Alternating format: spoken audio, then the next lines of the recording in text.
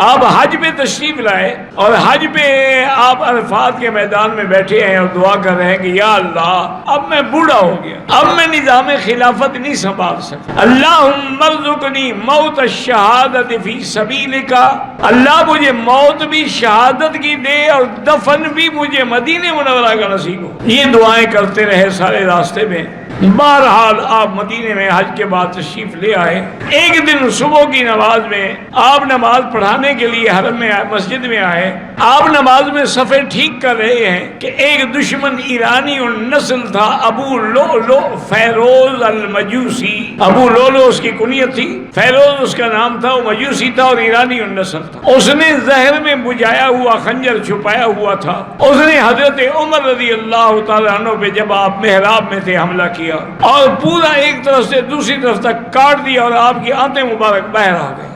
اور اسی اثنا میں پہلی صف کے لوگوں نے اس کو پکڑنے کی کوشش کی، لیکن اس میں 13 آدمی زخمی ہوئے جن میں 9 جو تھے وہ شہید ہو گئے۔ اس عالم میں بھی حضرت عمر کو نماز کا خیال تھا، اپنے بیٹے کو حکم دیا کہ آگے بڑھو اور نماز پڑھاؤ۔ تو ان کے بیٹے نے جب نماز پڑھائی اور صحابہ کو آواز سمجھ نہ آئی کہ یہ عمر کی آواز تو نہیں ہے، لیکن ان کو پتہ نہیں تھا، جو پیچھے والے صفوں والے تھے ان کو تو پتہ ہی نہیں لگا کہ کیا ہو چکا ہے۔ نماز ہونے کے بعد دیکھا کہ محراب نبوی جو ہے خون سے لت پت ہے۔ حضرت عمر رضی اللہ تعالیٰ نے بیٹے کو بلایا، طبیب آ گئے، ان نے پینے کے لیے دوائی دی تو باہر نکل آئی، انہوں نے کہا کہ بچنے کی کوئی امید نہیں ہے۔ حضرت عمر نے فرمایا کہ دیکھو اب ان باتوں کو چھوڑو، میرے بعد حضرت عثمان ہیں، حضرت علی ہیں، حضرت سعد ہیں، حضرت طلحہ ہیں، عبد الرحمن بن عوف ہیں، ان 6 آدمیوں کی میں کمیٹی بناتا ہوں۔ میں اگر کسی کو خلیفہ نہ بناؤں تب بھی سنت ہے کہ حضور نے اپنا خلیفہ کسی کو مقرر نہیں کیا تھا،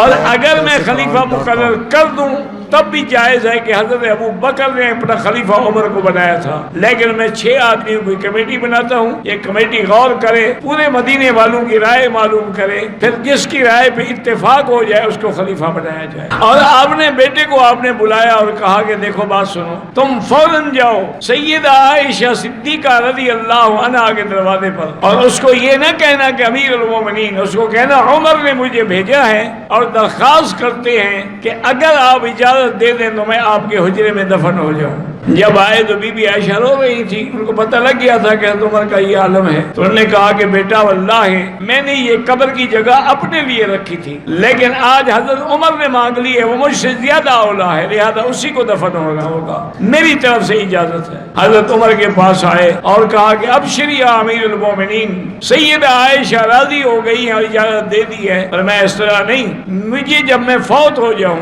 مجھے تجہیز و تکفین ہو جائے تو میری میت لے کے عائشہ کے دروازے پہ رکھنا، ہو سکتا ہے مجھے امیر المومنین سمجھ کے اجازت دے دی ہو، اگر اجازت دیں پھر مجھے روضہ رسول میں دفن کیا جائے، ورنہ جنت البقیع کے قبرستان میں دفن کیا جائے۔ حضرت عمر رضی اللہ تعالیٰ عنہ کو لے آئے، انہوں نے آ کے کہا، بی بی عائشہ نے روتے ہوئے کہا کہ میں نے اجازت دے دی ہے، اب یہاں حضرت عمر کا حق ہے، اور اللہ کے نبی کی پیشین گوئیاں جو تھی وہ بھی پوری ہو گئی کہ خلقنا من تربۃ واحدۃ، کہ ہم ایک مٹی سے پیدا ہوئے ہیں، میں ابو بکر اور عمر، اور ایک ہی جگہ ہم دفن ہوں گے، اور قیامت میں ہم ایک ہی جگہ سے کھڑے ہوں گے۔ تو آج اللہ کے نبی کی پیشین گوئی بھی پیاری ہو گئی، اور شہید محراب حضرت عمر رضی اللہ تعالیٰ عنہ حضور کے قدموں میں دفن ہو گئے۔ آپ اندازہ کریں 22 لاکھ مربع میل پہ حکومت کرنے والا عمر جب فوت ہوتا ہے 86,000 درہم قرضہ ہے، آپ کا قرضہ چھوڑ کے مرے ہیں، اور آپ نے وصیت کی تھی کہ میرا جو مکان ہے بیچ دو اور قرضہ ادا کرو، تو آپ کا مکان فوراً بیچا گیا اور آپ کا قرضہ جو ہے وہ ادا کیا گیا۔ اس کے علاوہ یعنی آپ نے کوئی جائیداد نہیں چھوڑی ہے، رضی اللہ تعالی عنہ وارضاہ۔ اللہ تبارک و تعالی نے آج یعنی مراد نبی کو، میں شہید محراب کو